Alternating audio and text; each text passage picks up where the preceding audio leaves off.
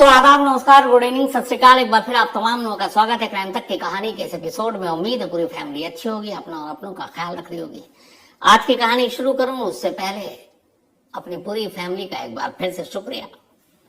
1900 कहानियां आप लोगों ने सुन ली, आज की मिलाकर 1900 स्टोरीज।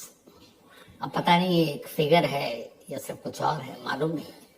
लेकिन मैं पहले भी कई बार कहा है, बहुत सारे लोग वापस मेल करके कहते हैं ऐसा मत बोला कीजिए आप, लेकिन फिर कह रहा हूँ, सच में मुझे पता नहीं कि ये कहानियां मैं क्यों सुनाता हूँ, आप क्यों सुनते हैं। और दूसरा कि पता नहीं कैसे आप झेलते हैं मुझे। बहुत दिल से ये बात कह रहा हूँ, क्योंकि मुझे लगता है कि शायद सबसे लापरवाह तरीके से अगर कोई कहानी सुनाता है तो मैं ही। उसकी वजह ये आज मैं बिल्कुल सच आपके सामने बताने जा रहा हूँ कि जब भी मैं कहानी सुनाना शुरू करता हूँ, उससे पहले, कहानी सुनाने के दौरान और जब कहानी खत्म होने वाली है, मुझे पता ही नहीं होता कि मैं अगली लाइन क्या बोलने जा रहा हूँ। मुझे ये भी पता नहीं कहाँ से शुरू करूंगा, कहाँ पे बीच में जाऊंगा, कब कहाँ खत्म कर दूंगा। बस यहाँ जब बैठता हूँ, बोलना शुरू करता हूँ, तो अपने आप वो लाइनें बनती जाती हैं, मैं बोलता जाता हूँ, और जहाँ लगता है कि अब रुक जाओ, मैं रुक जाता हूँ। लेकिन फिर भी आप तमाम लोगों का शुक्रिया इस प्यार के लिए, इस मोहब्बत के लिए, पूरी क्राइम तक टीम की तरफ से, पूरी क्राइम तक फैमिली मेंबर का, कि आपने इतना प्यार दिया। लगातार आपने कहानी सुनी, अपनी फरमाइश करते हैं, कई बार शिकायतें करते हैं, कई बार प्यार जताते हैं, अच्छा लगता है। फैमिली के अंदर ही ये सारी चीजें होती हैं। और मैं बार बार हमेशा लगातार ये कहता हूँ कि अगर मैं फैमिली मानता हूँ तो वाकई दिल से मानता हूँ। आप में से हर एक हमारी फैमिली है, वैसे ही ठीक जैसे हमारी अपनी फैमिली है। तो इसी नाते बहुत सारे रिश्ते भी बने। मैंने कहा कोई ऐसा रिश्ता नहीं है जो शायद न बना हो इस कहानी के जरिए। तो बड़ा खुशकिस्मत हूं इस मामले में कि मैंने सारे रिश्ते यहाँ पर बनाए, उन्हें सहेज कर रखा हुआ है। थैंक यू सो मच, दिल से। अब आते हैं आज की कहानी के ऊपर। इत्तेफाक से दो कहानी इस वक्त एक साथ हमारे देश में चल रही थी, और दोनों बिल्कुल दो अलग अलग स्टेट में। एक केरल, जहां की कहानी सुनाई एक अफान नाम के 23 साल के लड़के की। उसे एक ही दिन में 6 कत्ल करना था। एक केरल से दूर कोलकाता, वहां एक डे फैमिली थी। उस डे फैमिली को भी एक ही दिन में 6 बार, मतलब 6 लोगों को मरना था।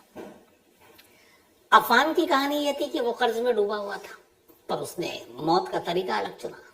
डे फैमिली की भी कहानी ये थी कि वो कर्ज में डूबे हुए थे, प्रॉब्लम थी, लेकिन वहां मौत का तरीका अलग था।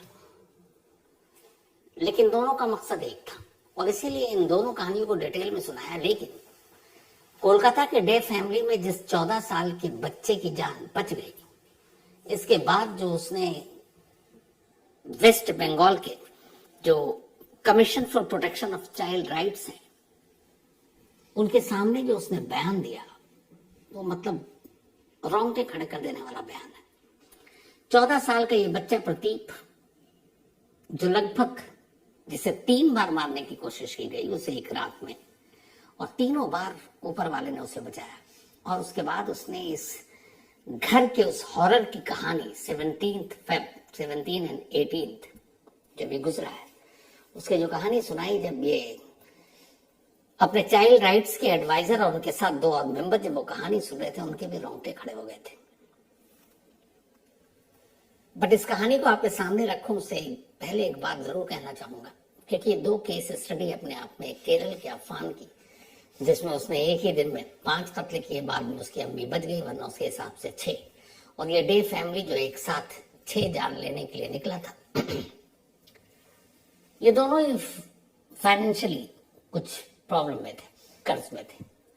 लेकिन क्या अगर बिजनेस खराब हो जाए, कर्ज चढ़ जाए, तो यही एक रास्ता है, और कोई रास्ता नहीं है। बहुत सारे रास्ते हैं, और मैंने ऐसे बहुत सारे लोगों को देखे जिनकी जिंदगी में ये फेज आया कि उन्हें बहुत सारी माली दुश्वारी हुई। बहुत अच्छे फैमिली जो बहुत ही मतलब शाही अंदाज में रहा करते थे, लेकिन फिर वक्त ने अपना पहिया घुमाया और उनकी जिंदगी में बहुत सारी मुश्किलें आई, लेकिन फिर से वो अपने पैरों पर खड़े हुए, वापस उन चीजों को पाया।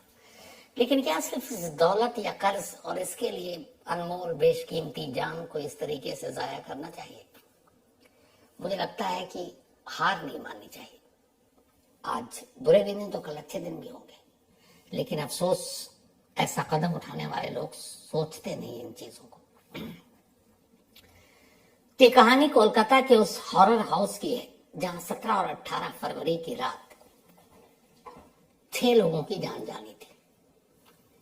इन 6 में से 4 को पता था कि आज की रात क्या होना है। ये भी पता था कि आज कौन कैसे मरने वाला है। अमूमन सबसे मुश्किल काम यही होता है, किसी को पता चल जाए कि वो कब कितने बजे मरने वाला है। उससे ज्यादा खतरनाक चीज कुछ नहीं होती दुनिया में, फिर तो आदमी जीते जी मर जाए। लेकिन उस घर में 6 लोगों को पता था कि आज 4 लोग इनमें से कौन कैसे मरेंगे, और 2 वो लोग थे जो इस साजिश से अनजान थे, और ये दोनों बच्चे थे। एक 14 साल का लड़का और एक 14 साल की लड़की, और दोनों अनजान कि क्या होने वाला है। इस पूरी कहानी की शुरुआत होती है 16 फरवरी को। कोलकाता के इस इलाके की इस 4 मंजिला इमारत में, बिल्डिंग में कुल 6 लोग रहा करते थे, जो मैंने आपको पहले कहानी में सुनाई। एक प्रसून, इसके अलावा प्रसून का जो बड़ा भाई है प्रणय, इसके अलावा उन दोनों की पत्नियां, एक रोमी और दूसरी सुदेशना, और इन दोनों के एक एक बच्चे, जिनमें एक 14 साल का बच्चा प्रतीक और एक उसकी कजन। जो दोनों भाई थे इनका चमड़े का कारोबार था, लेकिन कारोबार में लॉस हुआ, और 2023 में इनकी जो फैक्ट्री की कंपनी थी, लेदर की काम था इनका रशिया से एक्सपोर्ट इंपोर्ट का बिजनेस था। 2023 में इनके 3 कॉन्ट्रैक्ट रशिया से जो थे वो खत्म हो गए। जब ये 3 कॉन्ट्रैक्ट खत्म हुए तो इनको माली तौर पर मुश्किल आने लगी, क्योंकि वो बड़ा कॉन्ट्रैक्ट था। लेकिन अब इन सभी की जिंदगी का लाइफ स्टाइल वही था, ये उसी शाहाना अंदाज में जीते थे। फिर उन्होंने कुछ और काम भी शुरू करने की कोशिश की, उसमें पैसे लगाए, वो भी डूब गए। इन्होंने कुल अलग अलग 6 प्राइवेट बैंकों से लोन लिया, और साथ में कुछ फाइनेंशियल जो इंस्टीट्यूशन है जो अलग अलग कुछ गिरवी रखकर पैसे देती, उनसे 2 ऐसे फाइनेंशियल इंस्टीट्यूशन से पैसे लिए, और ये कई करोड़ रुपए थे। अब इत्तेफाक से जो नया काम शुरू किया वो भी डूब गया, 3 कॉन्ट्रैक्ट खत्म, हालत खराब। अब इन्होंने ये जो 4 मंजिला आप इनका मकान देख रहे हैं ईस्ट कोलकाता के टैंगरा इलाके में, मजबूरी में इसको भी इनको गिरवी करना पड़ा। इन्होंने मॉर्गेज कर दिया, गिरवी रख दिया, उसके जरिए भी पैसे लिए बैंक से। अब बैंक से पैसे ले लिए, चुकाने के लिए रकम नहीं, बैंक में पैसे नहीं, चेक जारी कर दिए, बाउंस होने का खतरा। उधर तकाजा करने वाले लोग लगातार परेशान कर रहे हैं। 12 फरवरी से ये लोग अब तक, दोनों भाई, और उन्हें पता है एक नहीं कई 6 बैंक हैं, 2 फाइनेंशियल इंस्टीट्यूशन हैं, और वो सारे पैसे के लिए मांग कर रहे हैं। और उन्हें ये भी कि घर तक न पहुंच जाए, फैक्ट्री में तो पहुंचे ही। तो आखिर में ये सोचते सोचते इन्होंने 16 फरवरी को ये कहा कि ये जो तकाजा करने आ रही है ये पीछा नहीं छोड़ेंगे, और ये हमें कहीं का नहीं छोड़ेंगे, और हमारे पास इनका मुंह बंद करने के लिए कुछ नहीं है। यहाँ तक कि घर भी, ये जो पूरा 4 मंजिला बंगला एक तरह से है, वो भी गिरवी है, तो हमारे सर से ये छत भी छिन जाएगा। अब ये 2 भाई इन चीजों को लेके इतने डर गए कि उन्होंने कहा कि फिर क्या रास्ता। तो उन्होंने कहा कोई रास्ता नहीं बचा, भाई एक ही रास्ता बचा है। दोनों भाई ने तय किया ठीक है एक ही रास्ता बचा है। अब इन दोनों ने अपनी अपनी बीवियों से ये बात की 16 फरवरी की रात को। प्रणय और प्रसून ने अपनी पत्नी, प्रणय ने अपनी पत्नी रोमी से, प्रसून ने अपनी पत्नी सुदेशना से ये शेयर किया कि हमारी माली हालत बहुत खराब है, अब वापस हमारी वो सारी चीजें लौटेंगी नहीं, कर्ज बहुत ज्यादा है, घर गिरवी है, सर से ये भी छत छिन जाएगी, तो हमारे ये दोनों बच्चे कहाँ जाएंगे, तुम लोग कहाँ जाओगी, और जो बेइज्जती है वो अलग। इससे अच्छा है क्यों ना हम लोग एक आखिरी कदम उठाते हैं। दोनों पत्नियां अपने पति के सपोर्ट में खड़ी हो गई। उन्होंने कहा आप जैसा कहें। अब इत्तेफाक से ये चारों तैयार, लेकिन घर में मौजूद 2 और, एक 14 साल का प्रतीक और उसकी एक कजन प्रणय की बेटी, वो भी लगभग 13 साल की, उन दोनों से ये बात छुपा कर रखी गई। लेकिन 16 फरवरी को जब ये दोनों भाई अपनी अपनी बीवियों से बात कर रहे थे, तब बराबर के कमरे में प्रतीक बैठा हुआ था। उन्हें लगा प्रतीक सो चुका है, लेकिन वो जाग रहा था, और उसने ये सारी बात सुन ली। उसने ये भी सुन लिया कि ये पूरा परिवार मरने जा रहा है और उसमें वो और उसकी कजन भी शामिल है। जैसे ही उसने ये सुना, पहले तो उसे अफसोस हुआ, फिर लगा कि नहीं, पापा मम्मी ऐसा कुछ नहीं करेंगे, कम से कम हम बच्चों के साथ तो नहीं करेंगे। तो उसे लगा कि चलो ये वहम हो सकता है, उसने कुछ नहीं कहा। अब 17 फरवरी की रात आ गई। अच्छा, जब 16 तारीख को ये बात हुई तो हुआ कि कैसे, तरीका क्या होगा। तो उन्होंने कहा खीर में कुछ नींद की गोलियां मिलाएंगे और पूरी फैमिली खाएगी। उससे पहले ये हुआ कि और कोई तरीका, तो फिर ये हुआ कि 4 मंजिला ये इमारत थी तो चौथे मंजिल के छत पर जाकर कूद जाए। लेकिन फिर हुआ कि नहीं, वो प्लान काम नहीं करेगा, क्या पता चोट लगे तो बच जाए। तो आखिर में पूरे चारों मियां बीवी ने मिलकर इसी खीर वाले आइडिया पे लास्ट मोहर लगा दी। अब 17 फरवरी की रात आई, खीर बनी, सभी ने खाया, उसमें मिला दी थी नींद की दवा। लेकिन उस लड़की ने खाने से मना कर दिया, जो पढ़ने की बेटी थी। जब मना किया तो कमरे में फिर पढ़ने खुद गए और उसने कहा खाना पड़ेगा। उसने कहा नहीं। इस दौरान में ये जो प्रतीक था, इसे सारी बातें पता थी, लेकिन उसे लगा पापा मम्मी ऐसा नहीं कर सकते और वो इस बात से अनजान। उधर पढ़ने ने जबरन उसके मुंह में वो खीर डाली और पूरा खिला दिया। इसीलिए उसके चेहरे पर, सीने पर, पीठ पर, लिप्स पर खरोच के निशान थे, क्योंकि वो जबरन खिला रहा था। इधर प्रतीक ये सब कुछ सुनने के बाद अब भी भरोसा कर रहा है कि उसके पेरेंट्स ऐसा नहीं करेंगे, और उसने वो खीर खा लिया। जब देखा उसके मम्मी पापा भी खा रहे हैं, खा लिया। लेकिन इत्तेफाक की बात यह है कि उस कदम को छोड़कर बाकी इन 5 पर उस खीर का असर ही नहीं हुआ।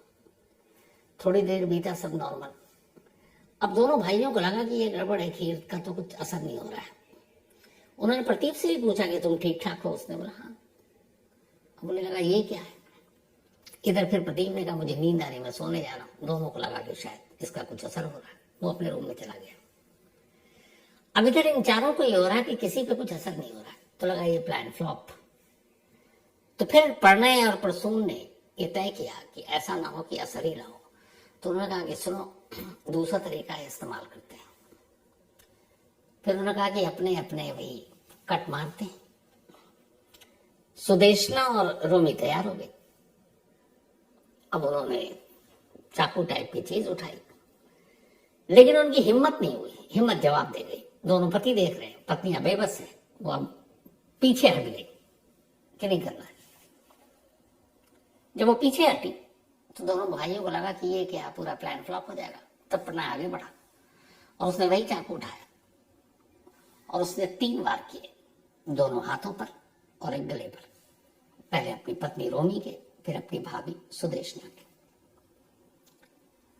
और वो चीखे नहीं ये कट मारते वक्त, इसलिए दूसरे भाई ने उस वक्त उनके मुंह पर तकिया रख दिया था, ताकि उनकी चीख आस पड़ोस तक न रहे और वो चीखे नहीं दर्द की वजह से। तकिया रखा, फिर दोनों को इसी तरह से 3-3 कट मिले, दोनों हाथों पर और गले पर। अब जब ये हो गया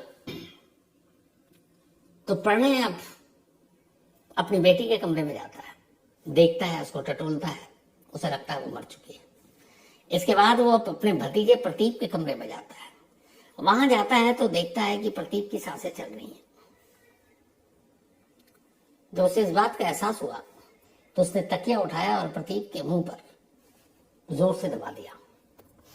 काफी देर तक दबाए रखा और उसके बाद फिर उसने देखा उसकी सांसें रुकी नहीं, कमरे से बाहर चला गया। उधर कमरे से बाहर जाते ही प्रतीक अचानक आंखें खोलता है। असल में प्रतीक योगा करता था और योगा के दौरान उसने ये हुनर सीख रखा था कि काफी देर तक वो सांस रोक सकता है। तो उसने जब तकिए से उसका नाक और मुंह दबाया गया, उसने जानबूझकर अपने सांसें रोक ली। और जब तकिया हटा तब भी पता था कि अब उसके चाचा उसको चेक करेंगे, तब भी उसने अपनी सांसें रोक रखी थी। चाचा चले गए। अब थोड़ी देर के बाद वो धीरे से उठता है प्रतीक और देखता है बराबर के कमरे में उसकी कजन का रूम था। वो वहां जाता, देखता उसकी कजन मुर्दा पड़ी है। दूसरे रूम में जाता है तो देखता है कि उसकी मम्मी और चाची दोनों खून से लथपथ हैं और दोनों मर चुकी हैं। अब वो अचानक उन तीनों लाशों को देखने के बाद अपने पापा और चाचा को ढूंढता है। जाते जाते वो बालकोनी की तरफ जाता, देखता दोनों बालकोनी में खड़े हैं। अब जैसे ही वो दोनों पलट कर देखते हैं प्रतीक को, वो हैरान रह जाते हैं, क्योंकि उनकी नजर में प्रतीक मर चुका है, प्रतीक खड़ा हुआ है। अब उधर वो दोनों ये बातें कर रहे हैं कि हम पे तो असर हुआ नहीं, तो हम बालकोनी से कूद जाते हैं। फिर उन्हें एहसास हुआ कि प्रतीक का क्या करेंगे। फिर ये हुआ कि नहीं, ये आइडिया ड्रॉप करते हैं और चलते हैं यहां से। इसके बाद उन्होंने गाड़ी निकाली 2:55 पर गैराज से, और साथ में प्रतीक को भी बिठाया। प्रतीक को पहले ये था कि छोड़ दो इसको, बट ये हुआ कि सारे लोग तो मर चुके हैं, प्रतीक को क्यों छोड़ा जाए। तो ये हुआ कि अच्छा इसको साथ ले चलते हैं। तो पहले उनको प्रतीक का घर में अब छोड़ देने का इरादा था जिंदा, लेकिन फिर लगा कि क्या फायदा, ये करेगा क्या, तो उसे अपने साथ गाड़ी में बिठा लिया। गाड़ी में बैठने के बाद ये कोलकाता की सड़कों पर अगले 2 घंटे 30 मिनट तक भटकते रहते हैं, बल्कि 2 घंटे 40 मिनट तक। इसके बाद एक मेट्रो पिलर से ले जाकर गाड़ी को टकरा देते हैं। फिर पुलिस आती है, अस्पताल ले जाते हैं। आगे की कहानी आपको पता है। अब ये पूरा स्टेटमेंट 14 साल के इस बच्चे प्रतीक ने दिया कि उसकी मम्मी और आंटी को उसके चाचा ने अपने हाथों से चाकू से मारा। पोस्टमार्टम रिपोर्ट में आई थी कि हाथ की कलाई कटी थी, लेकिन ये खुद से नहीं, ये दूसरे शख्स ने काटा था, यानी एक मर्डर था। तो जब ये सारी चीजें हो गई, इन 14 साल के इस बच्चे का बयान दर्ज हो गया, तो अब ये सीधे सीधे मर्डर हो गया, 3 मर्डर। चौथा एक तरह से हाफ मर्डर, प्रतीक बच गया। तीनों हॉस्पिटल में। अभी तक पुलिस उनको अरेस्ट नहीं कर पाई है, क्योंकि हालत नाजुक है। लेकिन इस 14 साल के बच्चे की हालत अब दूसरी हो गई है। जो प्रतीक बच गया है सिर्फ अपने योगा के हुनर से, वरना ये भी 3 की जगह 4 लाशों में एक होता। 18 तारीख की रात का यह वाकया 19 तारीख की सुबह से लोग हॉस्पिटल में है। आज 1 मार्च है, यानी लगभग 10 दिन हो चुके हैं। 28 का महीना था ये। दोनों भाइयों को और प्रतीक को देखने के लिए इनके दोनों तरफ से कोई भी फैमिली का एक मेंबर हॉस्पिटल नहीं गया।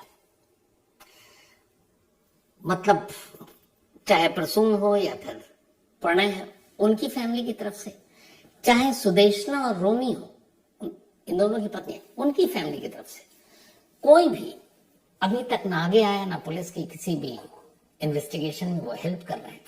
और पुलिस के सामने अब दिक्कत यह है कि इस 14 साल के बच्चे प्रतीक का क्या करें। वजह ये कि वो तो विक्टिम है, गुनहगार तो है नहीं, और होता भी तो 14 माइनर था, लेकिन वो है ही नहीं, वो तो बच गया किसी तरह से, वरना वो मर चुका होता। अब इस बच्चे को कहां रखे, किसको सौंपे। माँ चाची सब मर चुकी हैं, चाचा और पिता अब वो जेल जाने वाले हैं। जेल में उस बच्चे को ले नहीं जा सकते, मकान गिरवी है, बाकी सारी चीजें अस्त व्यस्त हैं। तो अब इस बच्चे का पालनहार कौन होगा। और कोलकाता पुलिस इसको लेकर कुछ और रिश्तेदारों से अभी भी बात कर रही है। उधर डॉक्टर कह रहे हैं कि इस बच्चे को इस वक्त ट्रीटमेंट की जरूरत है, वो बहुत डरा हुआ है, सहमा हुआ है, उसकी तो दिमाग पे असर पड़ा है। तो एक तो उसको अच्छी परवरिश की जरूरत है, और जब तक कोई फैमिली का क्लोज नहीं होगा तब तक शायद उस बच्चे के दिमाग से ये सारी बातें निकाली नहीं जा सकती। लेकिन वो क्लोज कौन रिश्तेदार। पुलिस कोशिश कर रही है कि प्रतीक की मम्मी के साइड से कोई ऐसा रिश्तेदार आगे आए और उसे अपने साथ ले जाए। अगर कोई नहीं आता है तो फिर किसी एनजीओ या फिर किसी ऐसी जगह पर उसे भेजना पड़ेगा। तो इस पूरी कहानी के सबसे अफसोसनाक पहलू यह है कि जिस बच्चे ने अपने घर में 3 लाशें देखी, जो बच्चा खुद लाश लगभग बनने वाला था, और अब इनके बाद उसके चाचा और पिता पता नहीं कभी जेल से बाहर निकल भी पाएंगे कि नहीं, और उसके सामने पूरी जिंदगी पड़ी है, वो कहाँ जाए, क्या करे। और बाप चाचा ने शायद ऐसी हालत कर दी कि अब इसमें कानूनी पहलू भी है कि वो सब कुछ गिरवी है, तो उसमें उस बच्चे को कुछ मिलेगा कि नहीं मिलेगा, बैंक का क्लॉज क्या कहता है, टर्म्स एंड कंडीशन क्या है, बहुत सारी चीजें। काश ऐसा ना होता, लेकिन क्या कीजिएगा। कई बार ये बातें हुई हैं कि जिंदगी बड़ी अनमोल है, लेकिन फिर भी जब ये चीजें हो जाती हैं तब लोग सोचते हैं। अब सिर्फ यही सोचिए कि इस 14 साल के बच्चे प्रदीप का फ्यूचर क्या है, उसकी तो पूरी दुनिया ही लुट गई। तो ये सब सोचना कहानी में इतना ही। लेकिन कल से 2 चीजें हैं। कल एक तो पहला रमजान, पहला रोजा, तो क्राइम तक फैमिली मेंबर को हैप्पी रमजान, रमजान मुबारक हो। और रोजे की शुरुआत है कल अगले 30 दिनों तक। तो ये रमजान अच्छा गुजरा, हालांकि आज का मौसम तो ठीक है, तो आप सभी को मुबारक। और दूसरा, कल पहला रोजा और कल इंडिया और न्यूजीलैंड का मैच, चैंपियंस ट्रॉफी का आखिरी ग्रुप मैच। हालांकि इस मैच को कहें तो सिर्फ खानापूर्ति के लिए, क्योंकि न्यूजीलैंड और इंडिया दोनों ही क्वालिफाई कर चुके हैं, हम दोनों सेमीफाइनल में। हाँ, कल इस मैच से इस बात का फैसला होगा कि हम में से ग्रुप टॉप कौन करेगा। तो जो टॉप करेगा वो दूसरे ग्रुप यानी ऑस्ट्रेलिया और साउथ अफ्रीका में से नंबर 2 वाली टीम के साथ खेलेगा। अब पता नहीं उधर से ऑस्ट्रेलिया है या साउथ अफ्रीका नंबर 2, अभी मैं कंफर्म नहीं हूँ, लेकिन ज्यादा फर्क नहीं पड़ता क्योंकि दुबई में ये मैच है और मुझे लगता है कि एडवांटेज हमें है। तो चाहे ऑस्ट्रेलिया से मुकाबला हो सेमीफाइनल में या फिर साउथ अफ्रीका से हो, फर्क नहीं पड़ना चाहिए। तो कल संडे एक तो मैच एंजॉय कीजिए और कल पहला रोजा। तो इसी के साथ कहानी में आज इतना ही। लेकिन कहानी खत्म करूं उससे पहले वही अपना सिलसिला। आज अनिका, इनका बर्थडे है, तो हैप्पी बर्थडे अनिका। और ये करिश्मा एंड मयंक तिवारी जी की बेटियां हैं। साथ ही अजय बागियाल, इनका भी आज बर्थडे है। अजय बागियाल साहब हैप्पी बर्थडे। ये ऋषिकेश के रहने वाले हैं लेकिन न्यूजीलैंड में है। और अजय भाई काफी दिन बाद आपने मेल किया, but happy birthday. Sarfaraz Ahmed, इनका भी बर्थडे है, हैप्पी बर्थडे सरफराज। बट इनके साथ एक अजीब दिक्कत है ये कि ये पैदा हुए थे 29 फेब को, यानी जब लीप ईयर 4 साल में एक बार 29 फरवरी आते और बाकी 3 साल तो होता नहीं। तो इनका बर्थडे पड़ जाएगा अपने आप ऑटोमेटिकली 1 मार्च को। आज 1 मार्च है, लेकिन इसी बहाने आपको हमेशा याद रहेगा कि आप 29 फरवरी को पैदा हुए। शानदार डेट, कैलेंडर तक में हर बार 29 फरवरी देखने को नहीं मिलता, तो आप बेस्ट डे पैदा हुए हैं। Happy birthday Sarfaraz. और ये भेजा इनकी वाइफ ने है, लेकिन उन्होंने अपना नाम ही नहीं लिखा, बट कोई बात नहीं। तो कहानी में आज इतना ही। और कल जैसा कि मैंने बताया, रमजान की शुरुआत, इंडिया न्यूजीलैंड मैच, और रात 11 बजे अगर आप देखना चाहें आज तक पर क्राइम कहानी का मिश्रण, तो जरूर देखिए, आपकी मर्जी। वरना आपसे मुलाकात होगी मंडे को किसी नई कहानी के साथ। तब तक अपना और अपनों का ख्याल रखिएगा। Thank you very much.